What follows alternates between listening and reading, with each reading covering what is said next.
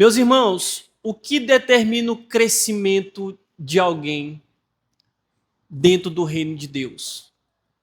Primeiro, a gente associa a Deus sempre a bens materiais. Isso é verdade, porque nós vamos comer o melhor desta terra. Isso está escrito, eu acredito nesta verdade. Mas, em primeiro lugar, eu tenho que entender que eu tenho que ter um alicerce para construir algo dentro do reino de Deus. Eu não posso chegar aqui na igreja e simplesmente vir com pedidos. Eu tenho que ter uma intenção de ter uma intimidade com Deus, de ter um relacionamento de pai para filho, de amigo para amigo também. Porque a Bíblia fala que há amigos mais chegados que irmãos. Jesus quer um relacionamento verdadeiramente com nós.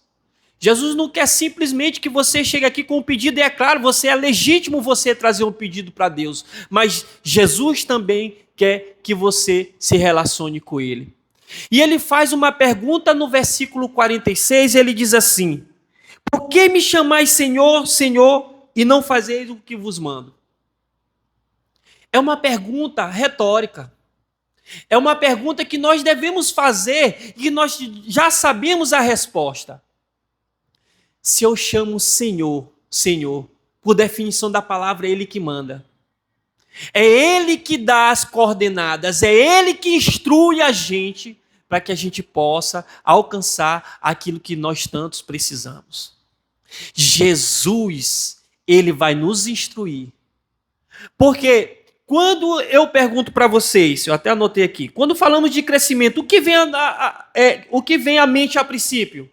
Geralmente vem riqueza, vem bens materiais, vem uma casa boa, vem um carro bom. E a gente se esquece que não é isso.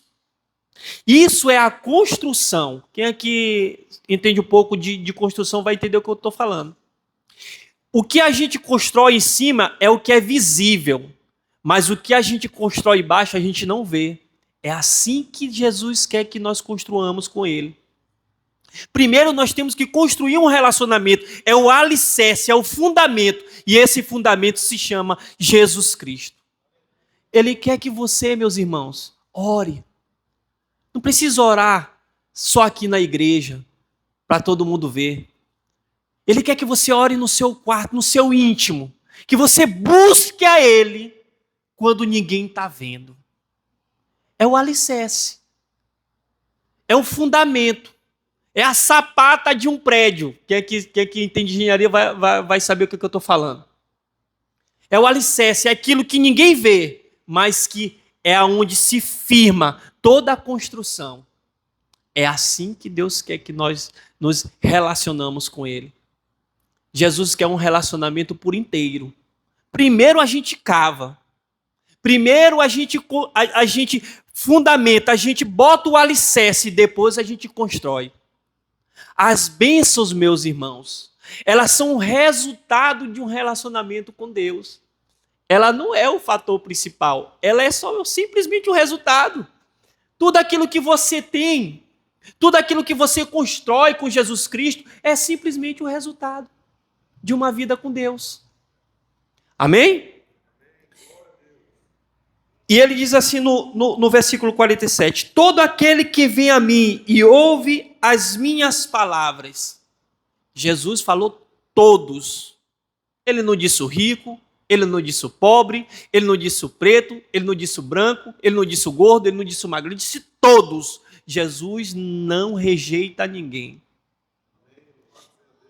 Você pode chegar aqui como você estiver, mas Jesus quer transformar. Jesus quer mudar a tua história. Jesus quer que você simplesmente venha. Esse é o seu trabalho. O restante é com Ele. É ouvindo a palavra dEle. É ouvindo os ensinamentos dEle. E Ele fala assim, todo aquele que vem a mim. Só precisamos vir até Jesus. É o único trabalho que nós vamos ter. O resto é uma construção gradual, não precisa ser do dia para a noite. Às vezes a gente vem aqui com os pedidos imediatistas, querendo que as coisas se resolvam do dia para a noite. Mas Jesus quer um relacionamento, como se fosse um amigo, como se fosse um irmão, que a gente dorme e acorda todos os dias. É assim que Jesus quer que nós nos relacionamos com Ele. E Ele diz assim, e ouve as minhas palavras, e ouve as minhas instruções, e ouve os meus ensinamentos. Esse sermão aqui é o sermão da planície. Jesus fez 2 sermões, um da montanha e da planície. Esse é o da planície, é praticamente o mesmo ensinamento. Jesus ensina sobre amor, perdão, arrependimento, gratidão, sobre humildade. Esses ensinamentos são os ensinamentos espirituais. Meus irmãos, quando a gente pratica a palavra, ela não é um fardo. Porque Jesus fala, o pastor Léo pode até me ajudar, eu acho que o Jorginho pode me ajudar até melhor aí. Bota aí, Jorginho. Onde Jesus fala que vai até ele e aprende dele, que ele é humilde e manso de coração. Bota aí para mim. Quando a gente vai até Jesus, a gente tem que entender uma coisa. Jesus, os ensinamentos dele não é um fardo para nós. Mas tu quer ver uma coisa? Quando Jesus diz, perdoa o teu inimigo. Parece ser um fardo. A gente se prende a isso. Não vou perdoar. Não quero perdoar. Porque ele me fez isso e aquilo outro. E Jesus sempre diz assim, perdoa. Quando Jesus estava sendo humilhado pelos seus carrascos, Jesus diz assim, Pai, perdoa, porque eles não sabem o que fazem. Isso é um ensinamento espiritual. Porque quando a gente libera perdão, a gente automaticamente também é perdoado por Deus, porque também nós falhamos. Nós erramos com as pessoas. Nós não somos melhores do que ninguém. E Jesus sempre tem essa instrução. Achou aí, Jorginho? Olha o que diz aqui. Ó. Tomai sobre vós o meu jugo e aprendei de mim, porque sou manso e humilde de coração, e achareis descanso para a vossa alma. Bota o 28 aí. Porque o meu jugo é suave e o meu fardo é leve. A palavra de Deus, ela não é um fardo, ela é leve. Ela é para ser praticada com leveza. Eu não posso carregar as mazelas do dia a dia dentro do meu coração. Porque se Jesus pede para a gente ir até Ele e ouvir as palavras dele, é porque Ele quer que a gente as pratique. Bota agora lá no versículo 47, Jorginho, por favor. Então ele fala, todo aquele que vem a mim, ouve as minhas palavras e as pratica. Aí ele fala assim, eu vos mostrarei a quem é semelhante. Aí Jesus vai fazer um paralelo de como a gente se assemelha quando a gente pratica a palavra. Olha só o que ele diz no versículo 48. É semelhante ao homem que edificando uma casa, cavou, abriu profunda vala e lançou o alicerce sobre a rocha. E vindo a enchente, arrojou-se o rio contra aquela casa, e não pôde abalar por ter sido bem construída. Jesus fala bem construída. Jesus não fala simplesmente que ela foi só construída. Ele coloca uma qualificação na construção. Ele diz assim, ó, foi bem construída. Agora, olha só que interessante. É semelhante ao homem que edificando uma casa cavou. Quando a gente vai cavar para fazer alguma construção, requer esforço. Quem aqui já cavou vala vai saber o que eu estou falando. O braço até incha, só de tanto o cara dá com a enxada no chão. Mas é o esforço. Jesus pede esforço. Sabe por quê, meus irmãos? Porque parece ser penoso para nós praticar a palavra. Jesus diz assim, ó, cavou e abriu profunda vala. Jesus fala assim, ó, não é cavar simplesmente superficial, é cavar profundamente.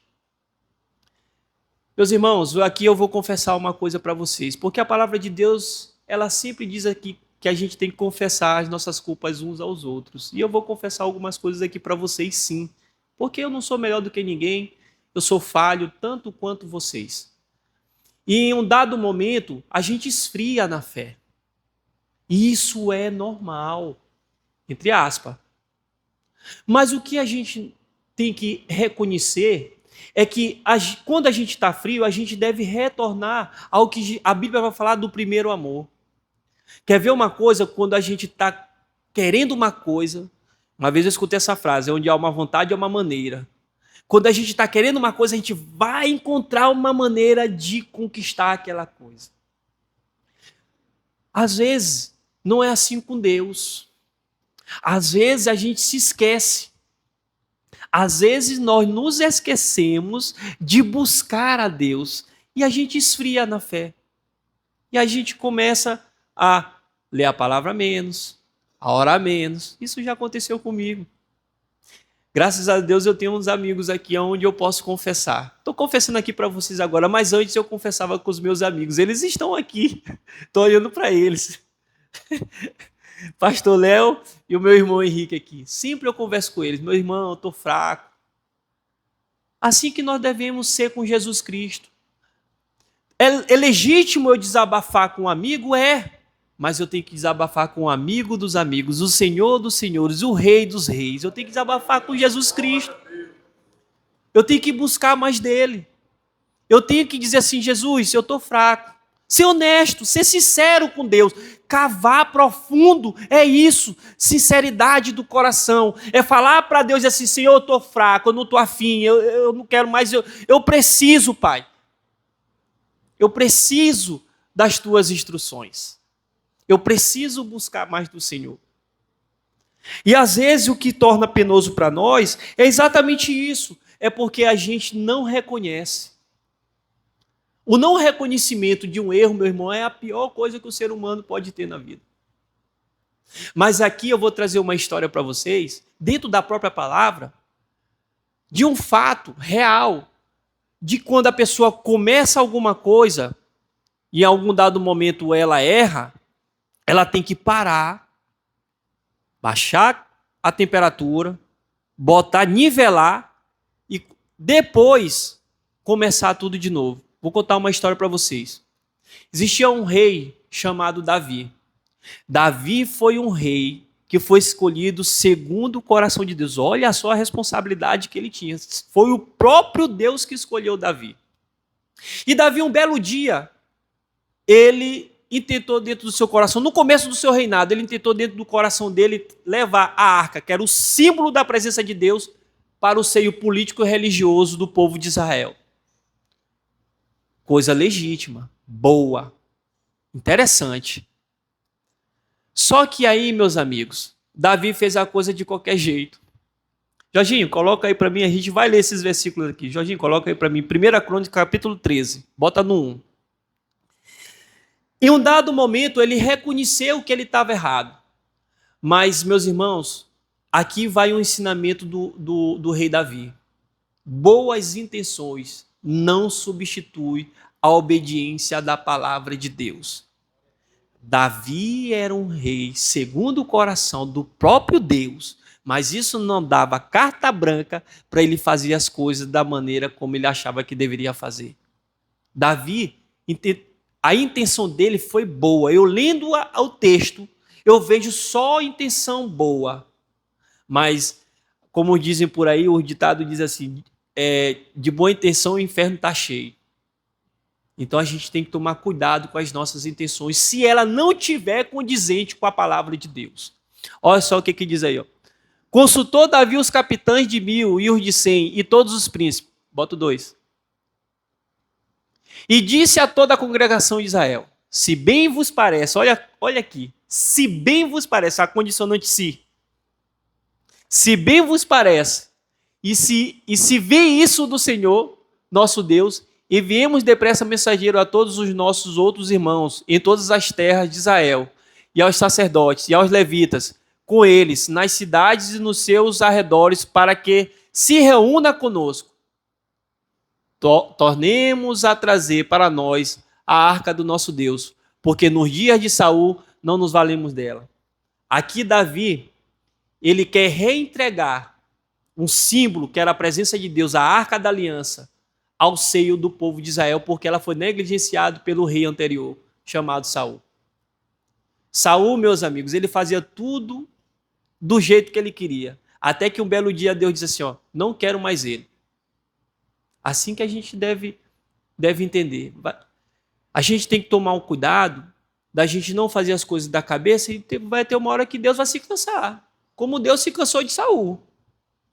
Deus disse, ó, não quero mais saber de Saul. Já providenciei para mim um rei segundo meu coração. E foi esse mesmo rei que disse assim, ó, eu quero trazer a arca da aliança para o seio do povo.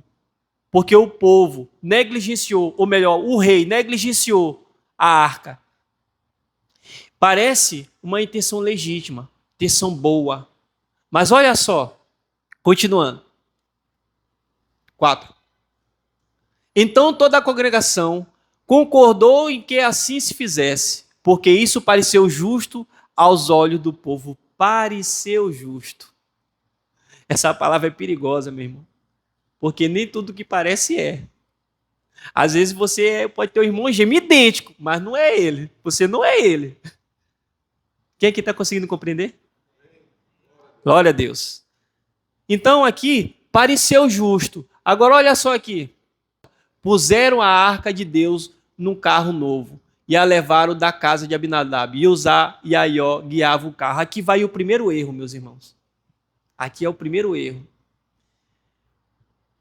Deus, quando libertou o povo do Egito, ele deixou uma palavra. E ele disse assim, ó, exatamente, se vocês seguirem isso aqui exatamente como está escrito, vocês vão ser bem-aventurados no seu feito.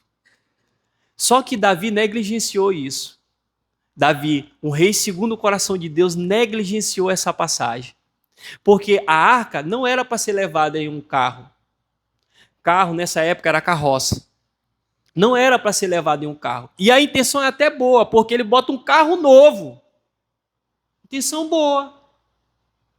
Mas isso não dava direito dele negligenciar a palavra de Deus, porque a palavra de Deus dizia que eram os levitas que deveriam carregar a arca, e essa arca deveria ser carregada nos ombros do levita. O que eu aprendo com isso? Quando eu carrego a presença de Deus, eu tenho uma responsabilidade a zelar. Eu não posso fazer as coisas de qualquer jeito.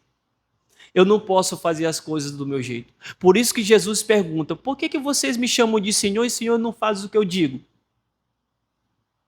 Por que vocês me chamam de Senhor, se vocês simplesmente ignoram o que eu vos mando? Aí, olha só agora. 8. Davi e todo Israel alegravam-se perante Deus, com todo o seu empenho, em cânticos, com harpas, com alaúdes, com tamboris, com símbolos e com trombetas. Bem aqui vai uma outra lição. Às vezes a gente na empolgação de agradar a Deus, às vezes a gente na empolgação de querer alguma coisa, e eu não vou fazer desse jeito porque vai dar certo, não sei o quê. A gente, cuidado meus irmãos, porque isso pode acabar não muito bem. E aqui nessa história, infelizmente acabou numa tragédia. Olha só.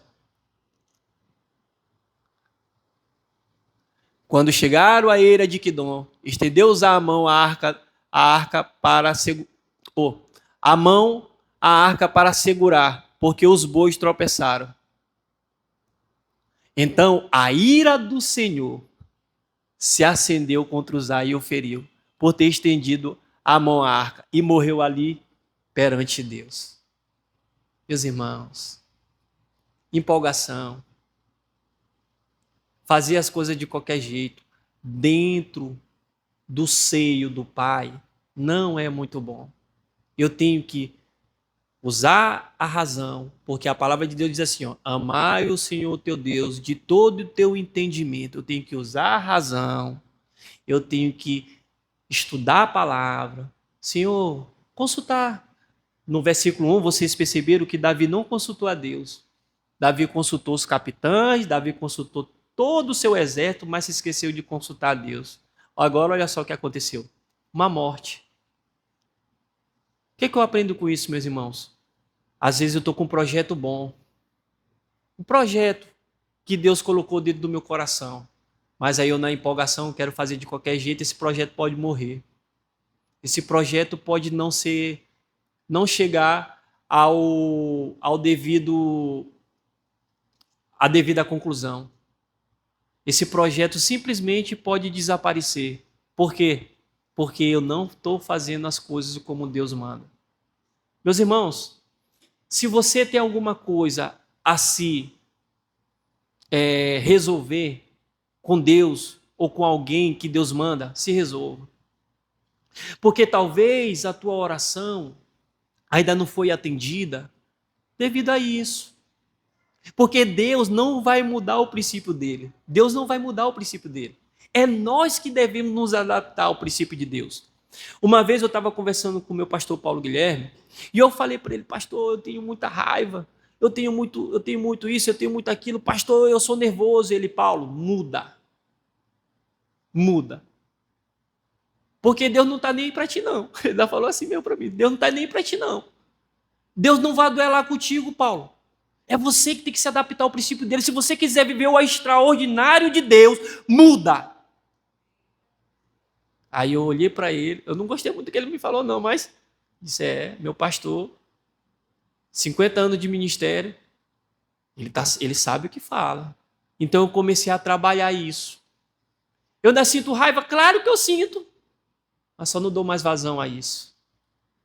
Eu só tento me controlar. Eu peço todo dia para o Espírito Santo me dar estratégia. Eu peço todo dia para o Espírito Santo me ensinar. Me ensina, Espírito Santo, porque eu sou difícil. Todos nós, meus irmãos, temos nossa coisinha para se acertar. E aí, meus amigos, aqui... A gente tirou. E aqui, meus irmãos, aconteceu uma tragédia justamente por negligência à palavra de Deus. Agora, olha só, uma coisa que começou com empolgação. Agora olha só como é que vai terminar. Então a ira do Senhor se acendeu contra Uzá e o feriu por ter estendido a mão à arca e morreu ali perante Deus. Agora, desgostou-se Davi porque o Senhor irrompera contra Uzá, pelo que chamou aquele lugar de Pérez Uzá até o dia de hoje. Temeu Davi a Deus naquele dia e disse, como trarei a minha arca de Deus? Uma coisa que começou com empolgação, com consulta errada, com alegria, porque eles estavam lá na maior alegria. Agora, Davi está desgostoso, Davi está com medo, e ele está se fazendo uma pergunta, como é que eu vou levar a arca de Deus agora? Meus irmãos, se você tem um projeto, se você tem alguma coisa, se acerte com Deus. Se acerte com Jesus. Jesus não vai mudar o princípio dele, meus irmãos. A palavra dele é hoje, como diz Hebreus 13:8. Jesus é o mesmo ontem, hoje e eternamente. Ele não vai mudar. Eu queria estar aqui dizendo para vocês que Deus iria se adaptar à sua demanda, que Deus iria se adaptar ao seu pedido, mas é ao contrário. Se nós quisermos receber aquilo que Deus tem para nos dar, é nós que devemos nos adaptar. É nós que devemos nos conformar com a palavra de Deus. Se conforme, irmão. Essa briga, essa cana de braço, você não vai ganhar. Sinto muito. Mas essa briga aí não tem como. Porque Deus, Ele é soberano. Deus, Ele está acima de todas as coisas, gente. Ele sabe o que nós precisamos antes da gente pedir. A Bíblia fala assim, aquele que é poderoso para fazer muito mais do que pedimos ou pensamos, segundo o seu poder que opera em nós. É o poder dele que opera. Então tudo que você consegue não é na força do seu braço. Estou falando dentro do reino de Deus. Estou falando aqui dentro do seio do Pai. Tudo que você consegue não é da força do braço, é o poder de Deus, quando você obedece, que opera em você. E aí você começa a construir algo dentro do reino de Deus. Amém? Agora, Jorginho, é porque eu sou meio didático, tá? Eu gosto muito de usar a palavra, eu gosto de deixar a palavra falar ela mesma, eu só conduzo o culto. Amém? Agora, olha só. Coloca aí, Jorginho, no 48 de Lucas, versículo 48. Versículo 48, já botou, né? É semelhante ao homem que edificando uma casa, cavou, abriu profunda vala e lançou o alicerce sobre a rocha. E vindo a enchente, arrojou-se os rios contra aquela casa. As enchentes são os intempéries da vida, as peripécias da vida. São, como é que eu posso dizer, meu Deus do céu? Me ajuda, Senhor. São os infortúnios da vida, né? Tudo aquilo que a gente não gosta, que a gente não quer, são os acontecimentos de encontro com aquilo que a gente quer. Então Jesus fala assim, ó, quando a gente cava, quando a gente pratica a palavra, a gente se assemelha a um varão prudente, a uma pessoa que tem prudência no seu ato. E, consequentemente, meu irmão, aí é a consequência, o resto é consequência. Quando eu pratico a palavra, as outras coisas são consequência. A consequência é que quando vir um dia mal, eu estou firme. Eu não me deixo abalar por qualquer coisa. Não é qualquer coisinha que me tira do sério. A Bíblia fala até de uma paz que excede todo entendimento. O mundo está pegando fogo. Crise mundial, guerra para lá, guerra para cá, e você diz assim, glória a Deus, obrigado, Deus. Somente Jesus para fazer isso. Amém? No versículo 49, Jorginho. Versículo 49. Diz assim, ó. Agora olha só. Mas o que ouve e não pratica é semelhante ao homem que edificou uma casa sobre a terra, sobre a terra, sem alicerce, e arrojando-se os rios contra ela, logo desabou. E aconteceu que foi grande a ruína daquela casa. Vocês perceberam aqui nesses dois versículos, 48 e 49, que os dois constroem? A diferença, meu irmão, está no alicerce. É que um edificou sobre a rocha que se chama Cristo. É que um utilizou os materiais de construção que o próprio Deus deu. O outro não. O outro se esqueceu. O outro simplesmente só construiu sobre a terra, não cavou fundo, não procurou a rocha, não buscou a Deus. E o que é que aconteceu? Olha só. E aconteceu que foi grande a ruína daquela casa. Meus irmãos, quando eu não pratico a palavra de Deus, é isso aí que dá. Às vezes eu venho cheio de... Hoje, vou acordar, quarta-feira, vou para a igreja, vou acordar e vou cheio de Jesus de pedido, e se esquece que Jesus também tem algo para te dar. As orientações dele, as instruções dele. Você pode trazer, não tem problema nenhum, Jesus vai resolver todos. Mas detalhe, ele só vai resolver todos quando você se colocar na condição de servo, de servir, de praticar a palavra dele. É legítimo os seus pedidos, meus irmãos. É legítimo a gente ter boas intenções. É legítimo a gente trazer aqui as nossas demandas. Jesus está de braços abertos. Mas também é legítimo a gente praticar a palavra dele. É legítimo a gente se atentar às instruções dele. É legítimo a gente cavar esse fundamento na rocha que se chama Jesus Cristo. Amém? Glória a Deus. Vamos orar? Glória a Deus. Essa palavra que eu vim trazer aqui para vocês, meus irmãos, eu espero que Jesus abençoe todos vocês. Eu vou fazer diferente. Geralmente aqui o pastor ora e vocês só confirmam. Eu vou fazer ao contrário. Jesus pede para a gente orar, então é individual. É individual, eu só vou concordar. Amém? Fique de pé no seu lugar, por favor. Vamos orar.